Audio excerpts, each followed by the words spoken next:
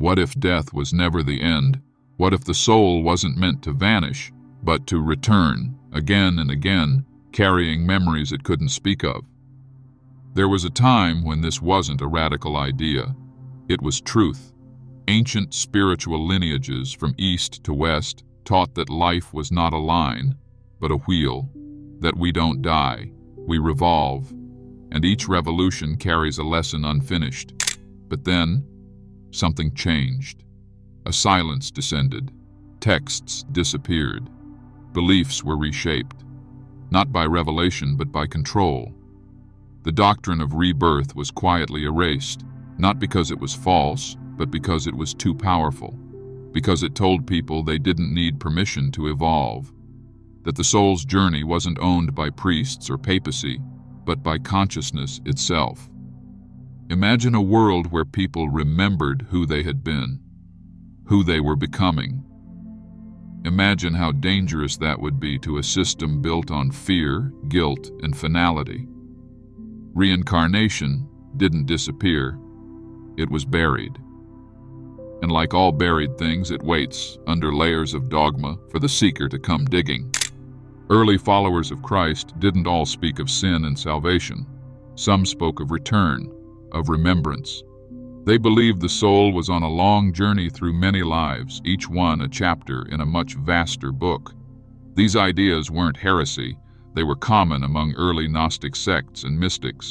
But as the church grew in power, so did its need for control, and control requires finality. If you only live once, you fear death. If you only live once, salvation becomes urgent. But if you return, if the soul evolves across lifetimes, then there's no need for fear, only growth. No need for blind obedience, only inner truth. This is the doctrine that terrified the church, because it made salvation an inside job.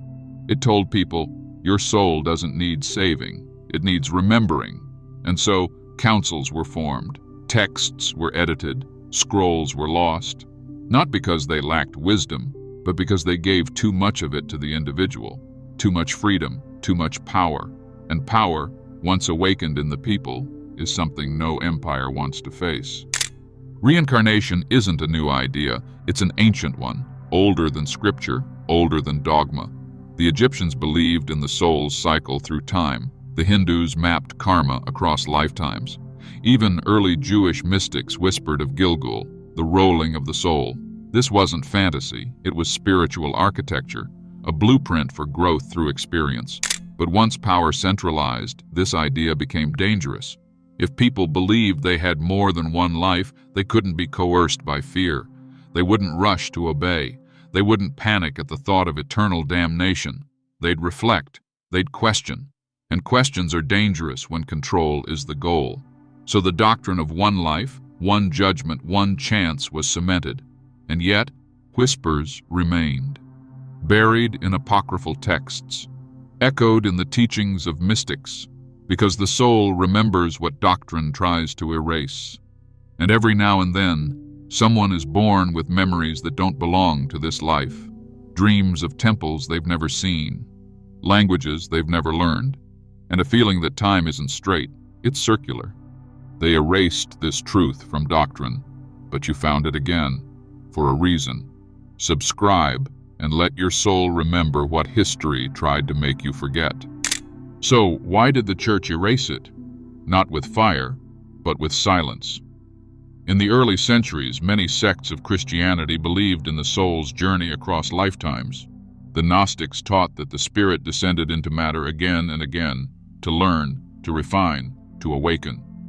Origen of Alexandria, one of the church's early thinkers, openly wrote about pre-existence and reincarnation. But as Rome merged with religion, theology became politics. Control replaced mystery.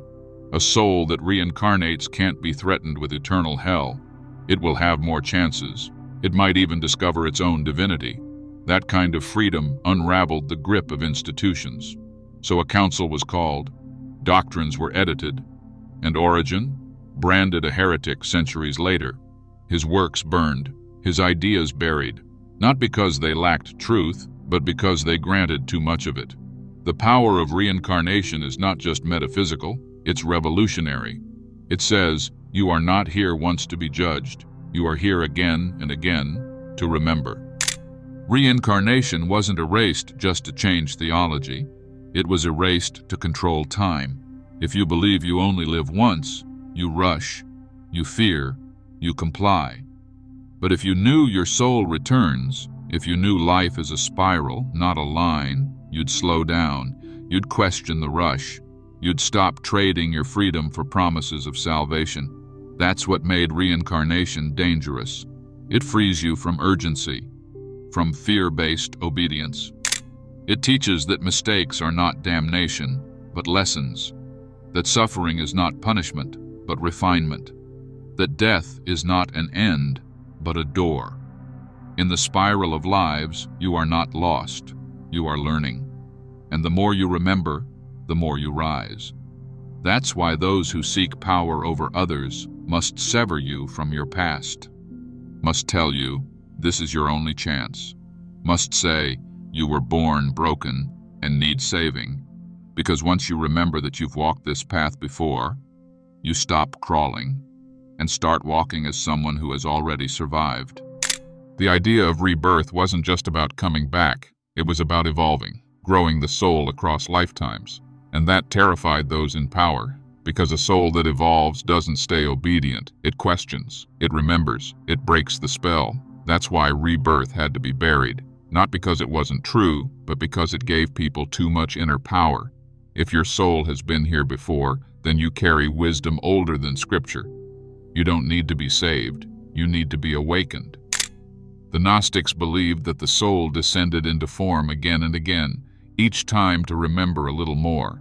But if you're taught that you only live once, then fear becomes your compass, obedience your safety net. Reincarnation didn't threaten faith, it threatened control. And when truth threatens control, it gets rewritten, forgotten, demonized. But buried truth still pulses underground, waiting for those who can feel its echo, who know that they've been here before, not as punishment, but as preparation. The most dangerous truths are not the ones that shock, but the ones that empower. Rebirth teaches that your soul cannot be owned, punished, or saved by any external force, that it is on a journey older than any church, any book, any creed. This idea terrifies those who seek control, because a soul that remembers its past cannot be manipulated by fear of the future. And that's why reincarnation had to be erased, not because it was false, but because it made you free. Free from spiritual middlemen, free from threats of eternal damnation, free to explore your own divine cycle without guilt. But here's the secret. Truth doesn't die just because it's denied. It hides in symbols, in myths, in whispers, and it waits for the right soul to recognize it. Maybe you didn't find this idea today by accident. Maybe you've known it before, felt it in dreams, heard it in déjà vu. That's not coincidence. That's memory, breaking through the veil. What if death isn't the end, but a doorway your soul has walked through countless times? What if life isn't a one-way journey, but a spiral, each return offering a new chance to remember what you forgot the last time? Rebirth was never about comfort. It was about responsibility, about understanding that your soul chose this life, not to escape it, but to evolve through it, and that knowing changes everything. It means your struggles are not random. Your fears are not meaningless. Every lesson, every wound, every heartbreak is part of a larger design. And when you start to see life this way, death loses its grip, not because you deny it, but because you see through it. The church couldn't allow this truth.